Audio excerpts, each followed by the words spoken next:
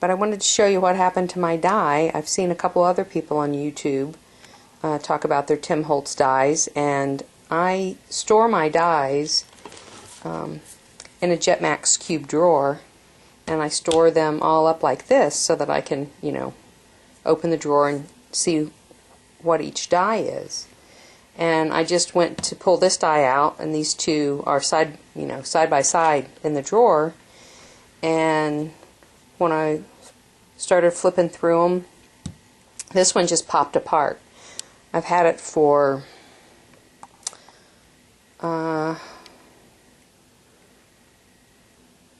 gosh, I don't know if I've had it a year yet. I did purchase it when it first came out. So I'm going to try and glue this back together.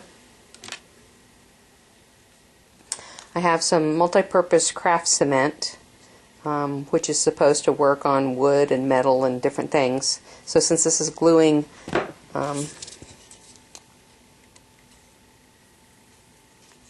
this looks like it's a paper or wood kind of backboard, and from feeling the glue, I think it might be a similar type of glue as this craft cement. So anyway, I'm going to give that a shot and see how that works and how well that holds up. I'm hoping they can remedy this problem with the dies.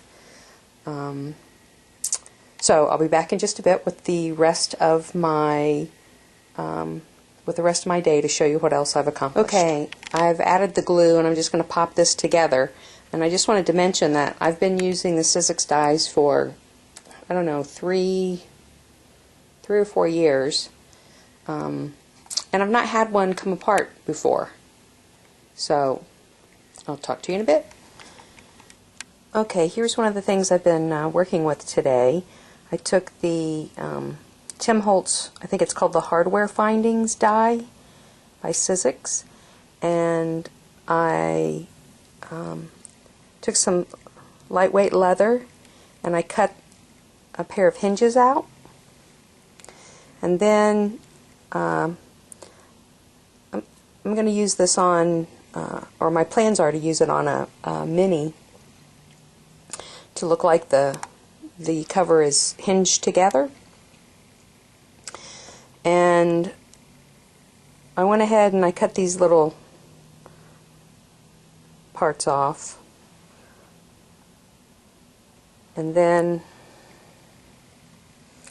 I sent it through my Cuttlebug with an embossing die, and this is the effect that I got with it. So I'll probably ink these up before I actually use them.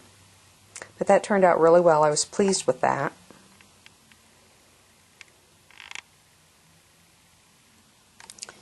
Okay, before I emboss this piece, I just wanted to show you which folder I used and how I went about doing that.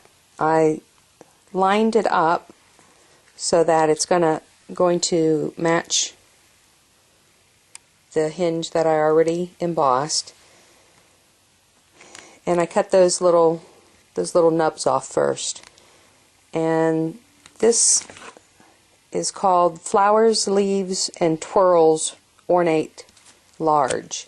This is a Sizzix embossing set. I think they were 3 or 4 pieces that came with this set.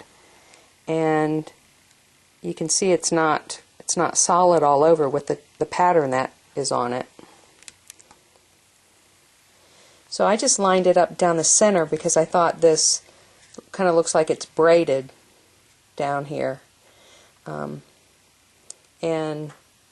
I like the way that turned out. So I just put that down the center so that it's embossed all along the length of it. Okay, this is the first paper bag mini that I ever made. I think I made it maybe about 3 years ago. And it's just made with 2 white lunch sacks, and then you use the binding clip that you would use on those large manila folders that you would see in legal offices or doctors' offices use them or used to use them.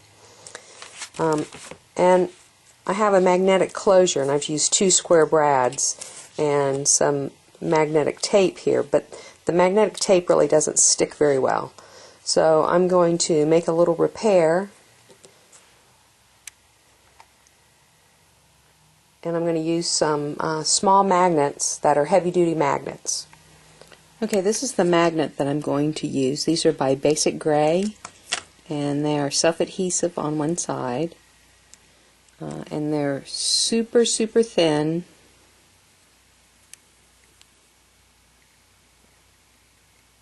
And they're very strong.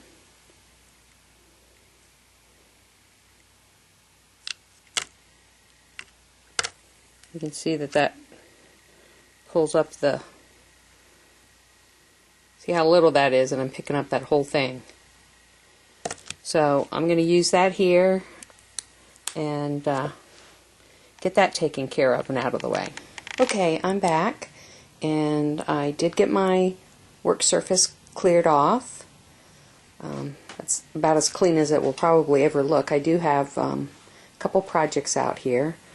Started collecting some things to work on Valentine's Day, and this is what I finished up for today's projects. I went ahead and put my magnet on there, and that closes real nicely now. So that's out of the way.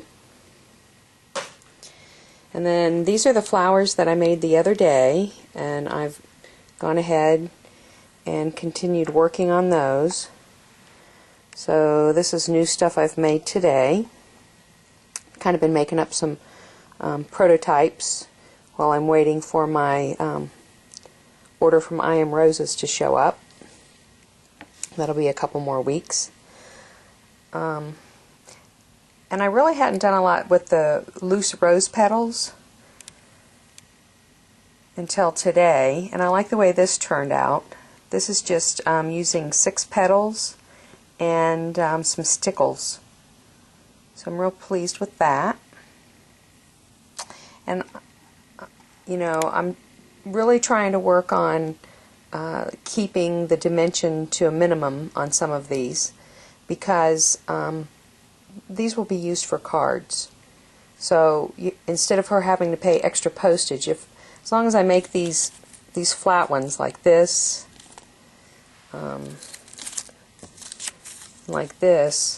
you know, these go through the mail fine with a single postage stamp. Then I used the vintage bags to make this one. And I just took, punched a couple of this retro flower to use for the center, and then the larger petals are from the Tim Holtz Tattered Florals die. And one of these, this one here, had not gesso, it had a decoupage medium on it. And I like the extra body that it gave the bag. So I think I'm going to coat a bag just to use for punching out flowers. So that's all I've been up to today. I'll catch you tomorrow.